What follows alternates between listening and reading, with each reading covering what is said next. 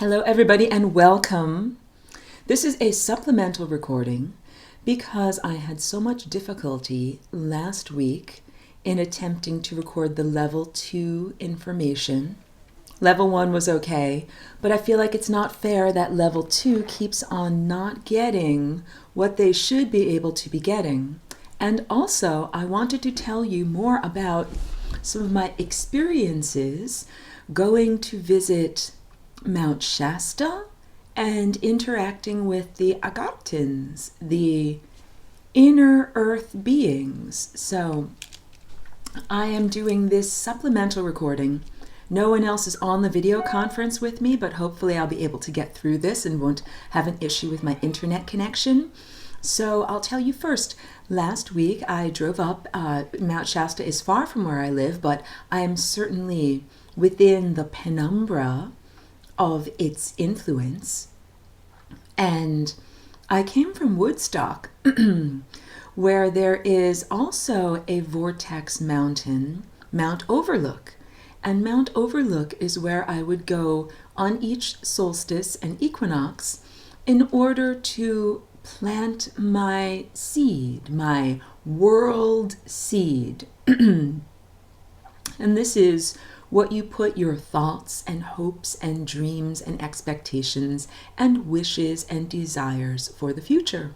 And then there are special manifestation portals on the surface of Earth, like Mount Overlook and Mount Shasta, where you can go and plant your seed.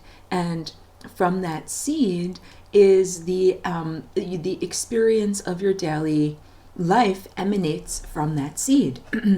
So first up, I wanted to go and do the hot springs because that's very healing and renewing.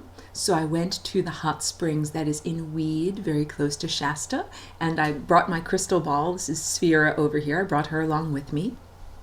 And that night, I spent the night, sleeping out near the stars and prepared to go to the actual mountain the next day. One moment, please. So first of all, the Agarthan civilization is a telepathic civilization. And what that means is that they can hear your thoughts and they communicate via thoughts, via direct thoughts. I'm just trying to get the lighting correct here. And as I was driving to Mount Shasta, I was, of course, telepathically connected to the Agarthans, to the civilization that I was going to go and visit. And they were perceiving through my eyes and through my senses and were very interested in some of the things that I saw along the way. It's very twisty, mountainous pathways to get there, and there were road crews that work for the highway that were helping to fix and shore up the road. And the Agarthans were fascinated by this, not only by the social and economic structure, because of course I had to explain to them, oh, this is a mountainous area. There are not very many other opportunities for work. Working on a highway road crew can be a good job in that world. This is why this is being done. And they were fascinated to see that, of course, this is how work would have to be done if you could not simply use your mind and telekinetic powers and understanding the world of vibration with greater finesse and applying that to the capacity to move physical objects.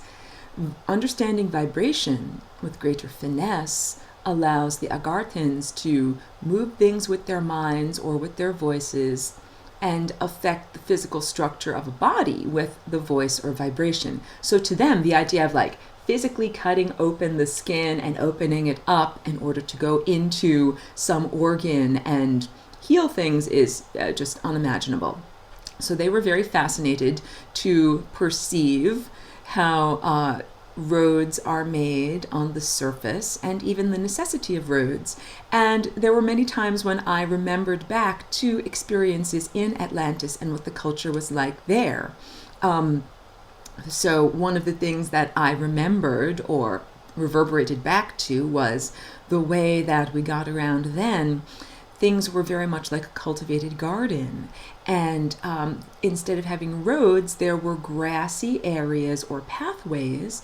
And if you needed to carry something or get someplace faster than your feet could take you, there were like little rafts, if you could imagine a raft that instead of floating on the water floats on the grass. And the way that it floated was off of the life force that the grass itself exerts. So living beings have an aura or a field around you, and this was a sophisticated culture that was able to make use of and harness that subtle field that surrounds living things. And that's just one example. Like at the hot springs, there's another example, because in Atlantis, we really did not wear shoes very much. It was a much more sophisticated world where everything was cultivated. It was like a park-like setting. And also, we did not make as much of a distinction between the inside and the outside, like indoors versus outdoors. So, but of course, you don't want to track a lot of mud inside. So one of the things that was different was each person's home had either a little stream with water and moss next to it, or a little foot bath. And when you got to someone's door, you would stand for a moment in the foot bath or in the running water, and then stand on the moss while you have a conversation while you're preparing to enter. And these were customs. It was like a cultural custom.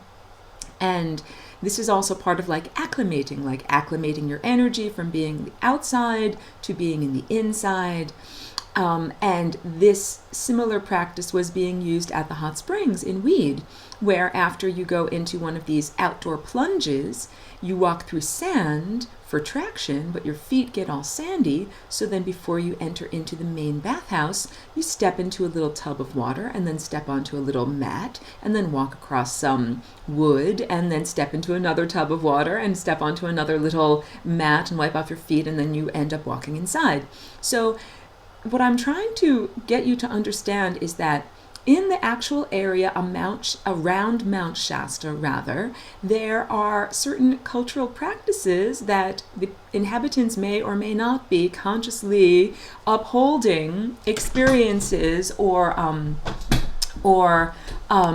remnants and artifacts from our time in Atlantis, because Agartha itself is a cultural outpost, one of the last remnants of that beautiful antediluvian high sophisticated culture that not only covered the surface of Earth at that time, but was also interconnected with beings from other places, from other star systems and other dimensions. So if you're new to my work, and if you're new to my broadcasts, and you've never tuned in to Lessons for Full Spectrum Humans before, yes, humanity suffered a downfall roughly between 10 and 20,000 years ago. Humanity used to be directly connected to the source and have full access to your psychic capacities, and lived in a state of endless youth and vitality via cellular regeneration until the day that you chose to consciously exit the physical form and go to a higher state or ascend. And we'll get into, in part 2, I'm just doing a little bit of my personal experiences, but we'll get into who are the ascended masters, what does it mean to ascend, and I'll put up my little screen and do some drawing so that you can see. But one of the experiences that I had that I wanted to share was the next morning I drove to the actual mountain. So this all was preparation, because the mountain is a manifestation place, and you want to be manifesting from a place of unconditional love, not anger, sadness, grief, betrayal, negative, lower vibrational state. If you went to the mountain or reverberated loudly that state, everyone would hear, "I'm so angry and dissatisfied." And it is much more effective to go with requests and express your desires, as opposed to I call it like being an angry baby. If you've ever had to babysit, or if you are a parent, you understand what I'm talking about. You want the little baby to get the spoonful of food to go into their mouth. But at a certain point, babies get all angry and fussy. They're like, oh, I'm angry. I'm an angry baby. And they're like, my mouth is over here. My mouth is over here. And even though you're trying to get the good food into the mouth, I'm not going to eat it.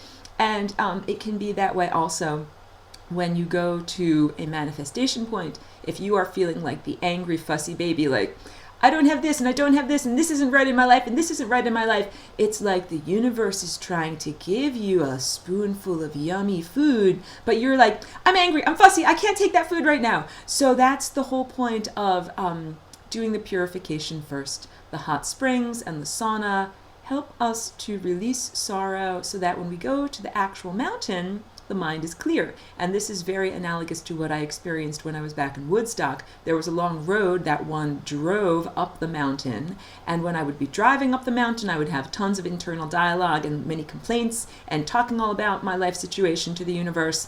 And then when I actually got to the mountain and was actually physically there walking on the surface of the mountain, my mind would be clear. And I would find that it was just me connecting to consciousness, and that all of those desires resided inside of me and were reverberating on a non-verbal level. And then I also found, so this is in Mount Overlook, and Mount Shasta is the larger version. Like Mount Overlook is a small node on the system of energy that connects everything on Earth's surface and throughout Earth. Like these are Earth's chakras. So Mount Overlook is like a tiny little node, maybe on the earlobe. But Mount Shasta is one of the major chakras on one of the major meridians. And that means that going there is a powerful opportunity to reverberate, to send out emanations, and also to receive emanations. So of course I went there prepared to do my ritual, to burn some sage, make my requests to the universe, to sing and emanate out the things I would like to experience. This is called planting my world seed, and each person is entitled to do this because each person has a mind and an imagination, and we are here as tiny co-creators. And also to receive emanations, to be open and to listen to guidance and to spirit. So actually, the night before I went up there was rather a restless night because I was not sleeping in a bed, and where it is relatively comfortable. I was sleeping in my car, not even really camped out in a tent. But I had many wonderful conversations with ascended masters, some of whom were wonderful creators in their own right, wonderful artists and musicians in their own right. And I was very inspired to get a new piece of art making equipment, make a new sculpture, start working on some new music projects. And so I really was in that receptive state and really did do my listening. And so even before I went to the mountain herself, I had some wonderful input. And then being at the mountain, I parked halfway up so that I could see the white snowy area, which is blindingly white, and the sky there is deep, deep, wonderful, clear blue. And it was very cold, and there were little snow squalls, little sparkles of snow that were falling by. And so I understood a lot of things were happening on two levels, because on the one hand, you have the level of the physical mountain herself, physical structure of the mountain. But on the other hand, you have the psychic or telepathic. I hesitate to use the word astral, and non-physical is too nebulous because that encompasses very many things, that defines many areas. But there is an overlay that is a non-physical world that also coincides with the physical mountain. And there's a cloak or a veil between these two worlds, and it's a veil of vibration. So the way that you get to Agartha is not by getting a bulldozer and tunneling into the earth, or a shovel and digging your way there. The door and the lock on the door is one of vibration. It means that in order to enter into that realm, you have to be vibrating at the right rate. This is how Agarthans have kept out Satan and satanic influences from their culture since the fall of human consciousness on Earth's surface. So these negative, lower vibrational service to self thought entities that occupy the interstices that came to Earth and invaded the human genetic code, those beings are not vibrating at the correct rate to be able to enter Agartha. If those lower vibrational negative service to self-thought entities have programmed your mind and are programming what you think and what you feel and your emotional tone, then you won't be able to get into Agartha. In order to get in, you have to cultivate your consciousness and cultivate your vibration to be a being of pure unconditional love. So these are where we understand the stories like of the Far East, because Agartha is the culture, and it's a silent H, I learned, kind of like ha. So it would mean like from the place of Gartha. So it's Agartha. That's the name of the culture. Telos is the city that is associated with Mount Shasta, but there are other cities that are associated with other mountains, which are other manifestation portals in other places on Earth's surface. So the Himalayas, these are another set of holy mountains that have sacred cities that are psychic cities occupied by ascended masters associated with them. So one of them is known as Shambhala or Shangri-La, and you get, according to the stories of the Far East, you get to Shangri-La by being a seeker of wisdom, and you have to go through all of these deprivations, and people often freeze to death walking around on the top of mountains looking to get into Shangri-La.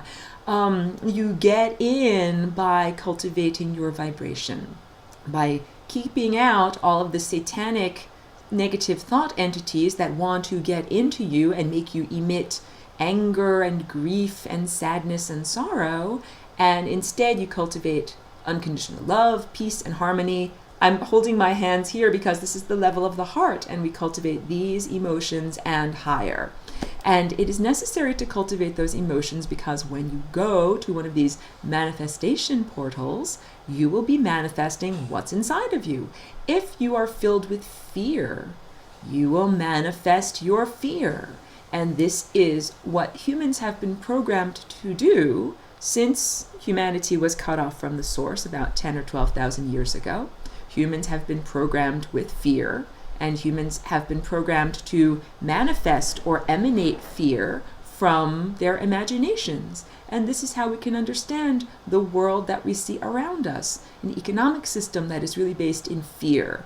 Fear of not having enough, which is why you must hoard. You must amass as much as you possibly can because there's not going to be enough. And many other social structures that are based in fear, like the idea of having to have a police force. A man with a gun will keep you safe because you are afraid, because you're afraid that bad things are going to happen to you. So all of these fear-based social structures that were programmed into humanity are emanations from the imagination, which has been tainted or is sullied by these occupiers of the interstices or lower vibrational service to self negative thought entities. So let me give you an example of mental manifestation from my time up on Mount Shasta.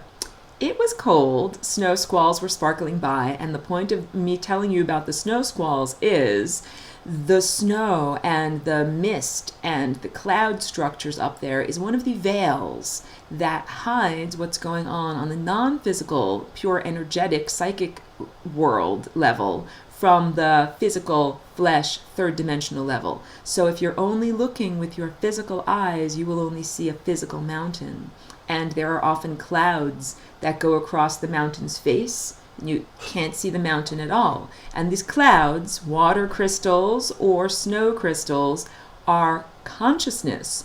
The water is conscious. So if you follow the work of Dr. Emoto, you understand water can be programmed. Water is a carrier of consciousness, and the water that is in the air and is atmospheric is programmed with consciousness as part of this shielding structure. So I'm trying to get across to you that Agartha is a shielded, highly sophisticated civilization that only the people that they wish to interact with find them and interact with them.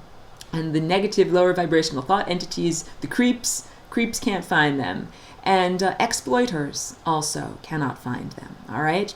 So I drove up, parked, I was all bundled up, I got out with my crystal, I was gonna burn some sage. It was very cold, and I really said, you don't have to be shivering and uncomfortable in order to connect with spirit. You can do that from a warm, comfortable place. So I got back into my car, but I left the window cracked open a little bit, and I burned sage, and I burned cannabis, and I did my my ritual and my connecting. And then at a certain point, I was cold, and I toggled the little button on the armrest to make the window go up in my car. And then a moment or two later, I looked and I realized that the keys were not actually in the ignition. And so theoretically, according to my rational mind, that window should not have been able to go up. And yet it did. So this was my personal experience that is like a corrective experience. This experience is like the medicine that heals. It is not in a pill form. It is in the experience of seeing and touching and sensing. So I understand that as we are entering into this realm of pure manifestation of mind, we are transitioning from the world of objective materialism and rational skepticism, which is also a mind-created world, into the world of what is internal, the world of thoughts and dreams and desires, is immediately expressed and manifest. So these two worlds, there's like a transition. There's a bridge that must be built.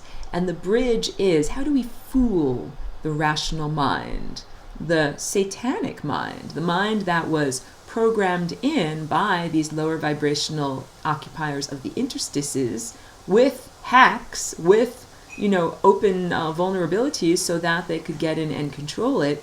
How can we understand the possibilities of a world of pure manifestation? And the answer is, we have to fool the mind a little bit. My mind conveniently forgot that I didn't have the key in the ignition, and that allowed me to act as if the window would go up. And the window actually did go up, and that was food and healing in the experience that taught my mind that if you believe it, you can really make this happen. But the trick, as with anything, is you actually have to believe it. You have to have some integument or some foundation or some basis upon which to create your belief. I'll give you another example. I had a little round plastic container that I had prepared some special cannabis in order to ingest at that moment, and I had crumbled it all up finely. And when I took it out in order to fill up my apparatus, I noticed that there was a seed in that container. And there was not a seed in that container when I had prepared it earlier that morning. That seed materialized.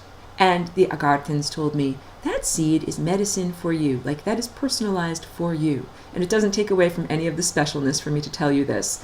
My rational mind could not accept just the materialization of a seed out of the air, falling into my lap or falling into my hand, be like, oh, look at that, a seed, I should plant that in my garden. My mind could accept the mechanism of, oh, look, I found a seed in my little plastic container. There's enough plausible deniability that that seed could have been there in the morning. I just didn't notice. It must have been there. And that is the transition that I'm talking about from the world of pure objective materialism, where our minds do not manifest things, into the realm of total pure imagination, like a Willy Wonka-esque realm of whatever you imagine is immediately created. How do we bridge that gap? And my experience taught me how we bridge that gap. The answer is with some plausible deniability. The mind needs to know that seed could have been there in the morning. Or the mind, as I was driving down the mountain, my mind actually tried to say, I think the keys actually were in the ignition when I toggled that little switch. And I watched it happen, and I said to my mind, no, I remember what happened, and I know that there were no keys in the ignition. So the reality is plastic. It is formable, and our mind is what forms it into its shape. So many people practice revisionist history in their personal lives. If you've ever had a breakup with a significant other, I'm certain that your version of the breakup is way different than their version of it, or anything, or even something simple like car accidents. People usually do not remember the salient details of car accidents differently because everybody is perceiving the world differently. So hold on a moment. Okay, everyone, welcome. This is the level 2 recording that was supposed to happen last week on April 1st, but we had technical difficulties, and so I'm recording it now, even though the class isn't here. This way, at least this can go out to everyone. And I apologize for any technical difficulties that made it not possible for me to do this properly last week live. And I'm talking about a concept that I have called the I Am God circuit. And this has everything to do with ascended mastery. So I just got through speaking about some of my adventures on Mount Shasta and talking about the Agartyn culture, which is a culture that is comprised entirely of ascended masters, beings who have incarnated, had corporeal bodies, and then have exited this layer of reality, or this quanta of reality, and gone into the next quanta, the next layer or level of possibilities. When I talk about a quanta, you can see on my little screen back there, if this big black dot is the center of an atom, atoms have electron shells.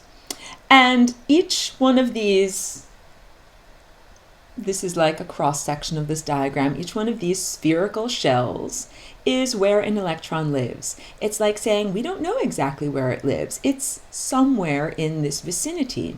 And this is because of what happens on a quantum level. On a subatomic level, things don't act the way they act at the level of what can be observed with your eyeball, with your physical eyeball. That at the tiny subatomic level, as soon as you observe something, it changes that thing on a very basic level. So what I'm trying to get at here is the idea that, let's say, energy that resides at this red level, this, we would call it lower level here because it's closer to the nucleus, it's closer to the center of the earth, that energy that's at that level, when you start to add energy to it, add energy to it, add energy to it, there's no halfway. There's no halfway point. It's not like it starts to slowly go up off of the surface and get halfway, to the next level. So I've just shown slowly getting halfway off of that surface and then getting to the next level. That is not how things happen at the subatomic level. At the subatomic level, you add energy, add energy, add energy, and then at a certain point, when there's enough energy, this is what the quote-unquote quantum leap really is. This red dot, big, giant, exaggerated red dot that I just drew there, jumps directly up to where this blue dot is, and now occupies this level of reality. The red dot does not get into a spaceship and fly all the way across space in order to get to where the blue dot is. It jumps there, all right? Keep that in mind, because now I want to draw my traditional diagram that I draw all the time, the time vortex. So first of all, the time vortex, let me grab my sculpture.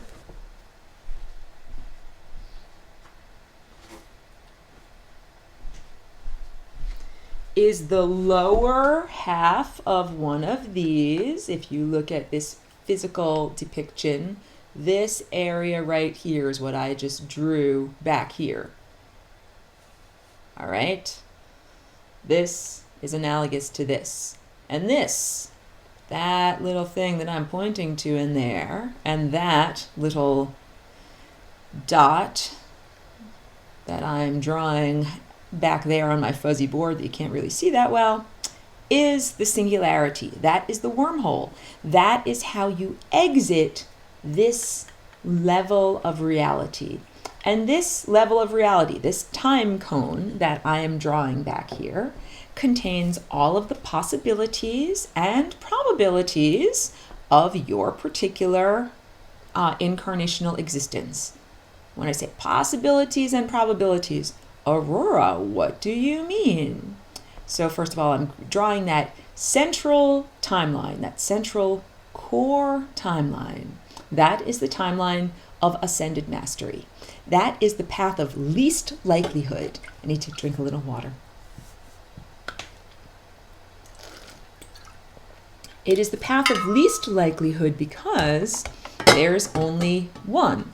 There's only one timeline that exits the wormhole, using my finger's shadow to point to that, exits the wormhole right up there and leads to the next quantum, the next level.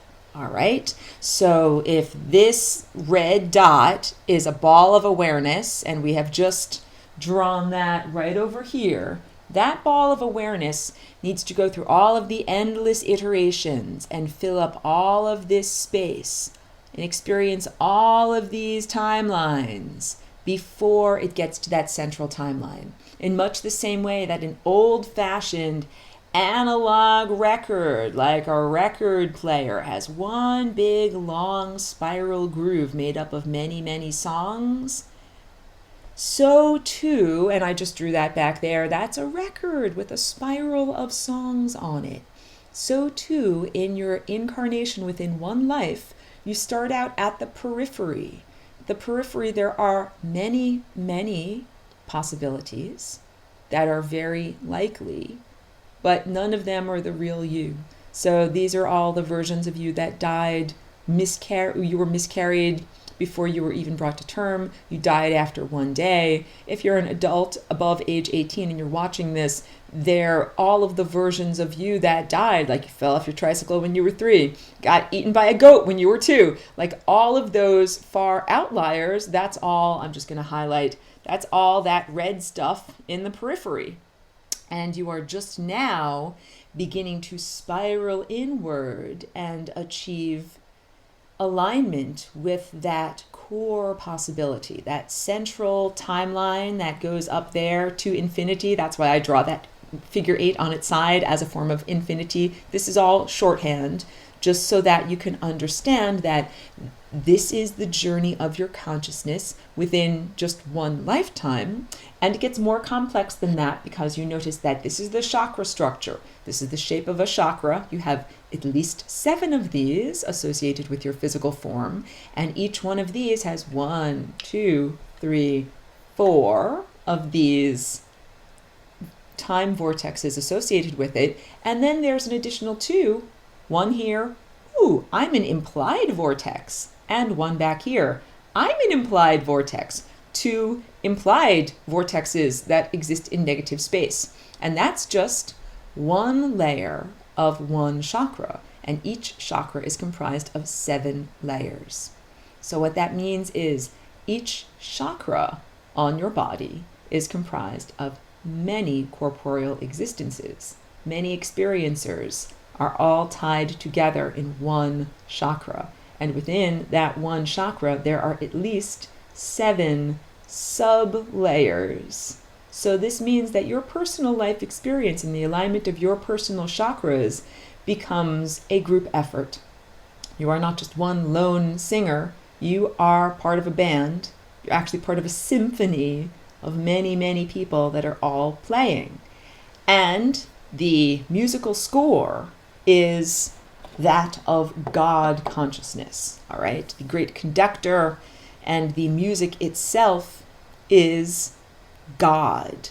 And I have entitled this the I Am God Circuit because I want you to begin to understand this journey going from, I am just making a hugely exaggerated green dot down there at the bottom, going from down here to up here, drawing another big giant green dot just so that you can see what I'm talking about.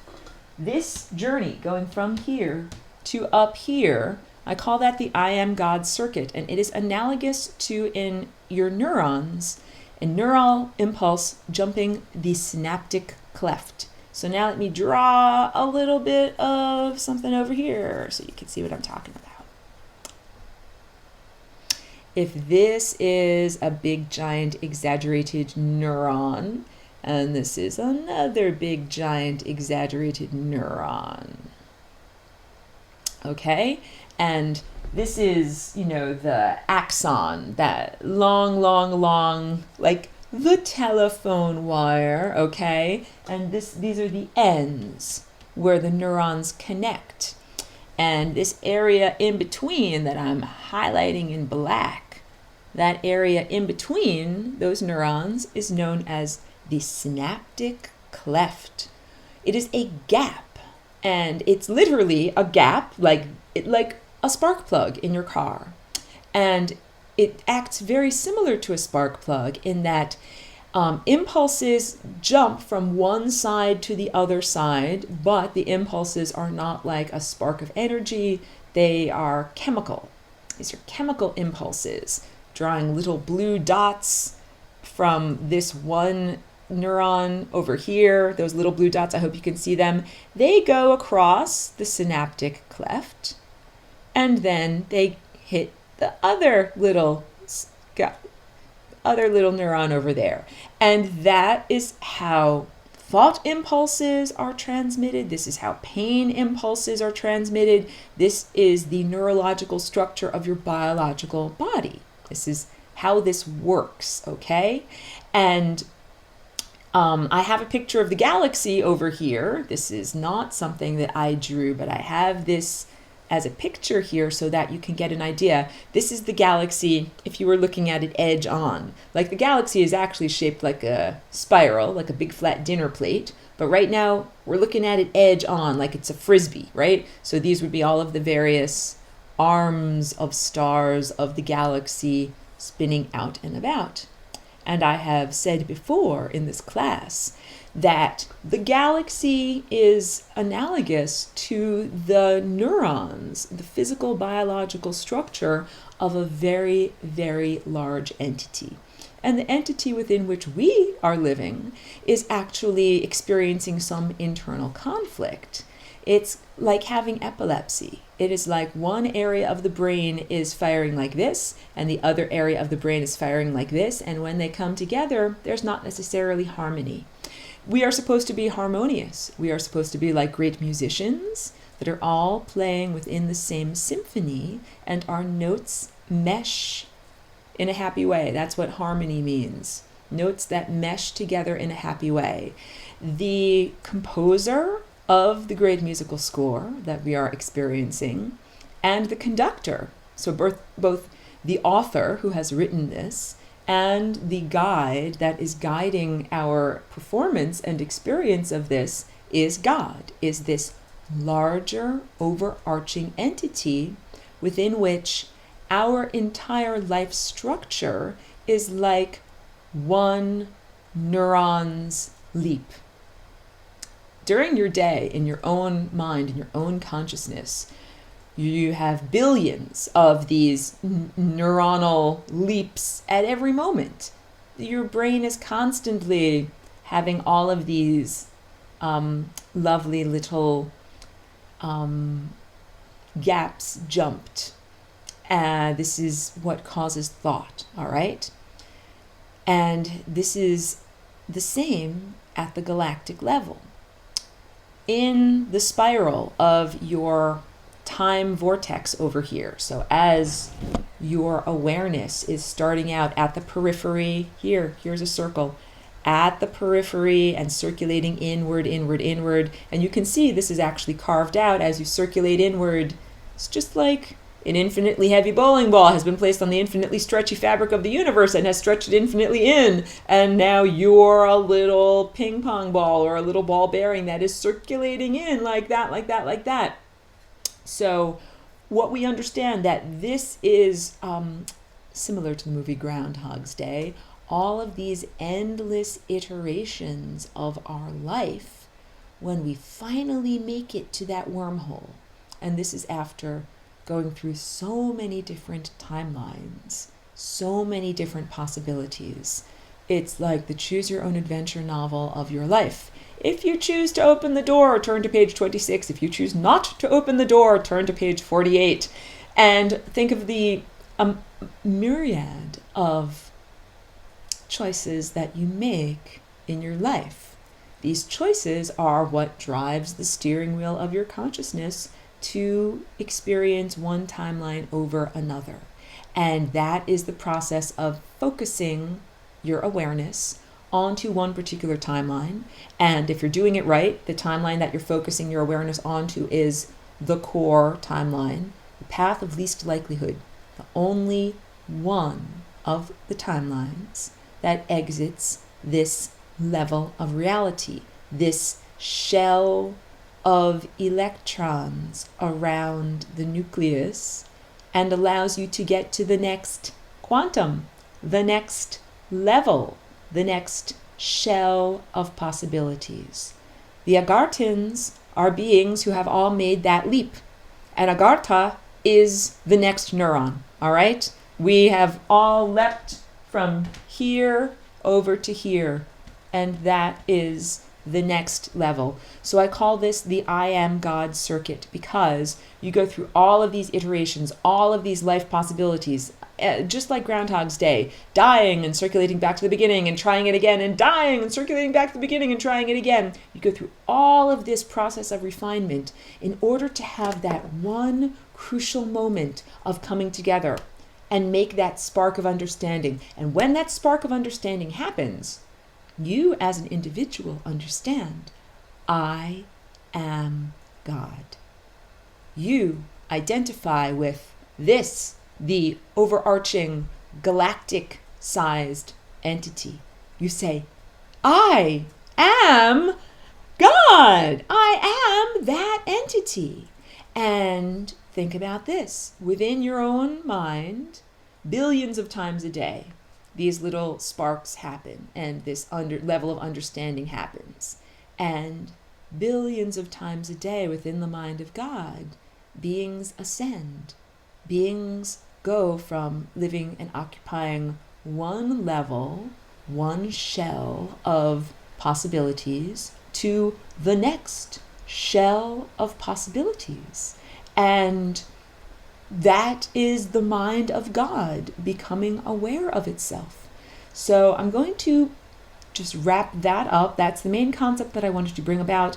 And the other aspect of that, like the corollary of that teaching, is that every ascended master has lower vibrational emanations or perturbations that they are responsible for. All of these demonic entities that occupy the interstices also have an ascended master version of themselves. And if you are ever being challenged or troubled by lower vibrational service to self negative thought entities, it is absolutely appropriate to call upon the ascended master, who is an emanator of those lower vibrational entities. If this core is who you really are, sorry that you can't see on the projector very well because it's too bright in here, and this area around the core is who you're really not. During your day, if you have intrusive thoughts, it's those who you're really not beings that are coming in and that are harming you. It is totally appropriate to say, I call upon the ascended master who is connected to these lower vibrational thought entities. They're like aspects of consciousness that have not yet been refined. And when they are fully refined, they will become ascended masters. And all of this happens in no time, not in linear 1, 2, 3, 4, 5, first, second, third type of time. It all happens in no time. So that demon or lower vibrational consciousness that is troubling you has at the very same time a higher vibrational ascended aspect of itself, that it is totally appropriate for you to call upon and say, hey, ascended master, your shadow self is over here punching me in the face and I don't like it very much. Can you please make it stop? So this is another tool in your tool belt of how to navigate the ocean of consciousness in a happy and comfortable and good way. This is also like the more informed you become, the more empowered you become. It's very true. Knowledge is power. So this is understanding the structure of the universe, who you are within that structure, and how you can call upon that context in order to help you on your particular individual journey. So I'm so happy that I got a chance to do this recording. So sorry and apologetic that I had technological difficulties, and thank you, class, for always sticking with me and not becoming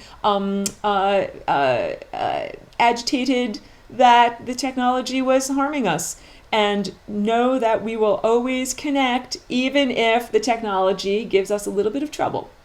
So thank you very much for tuning in, and I will see you in class on Wednesday.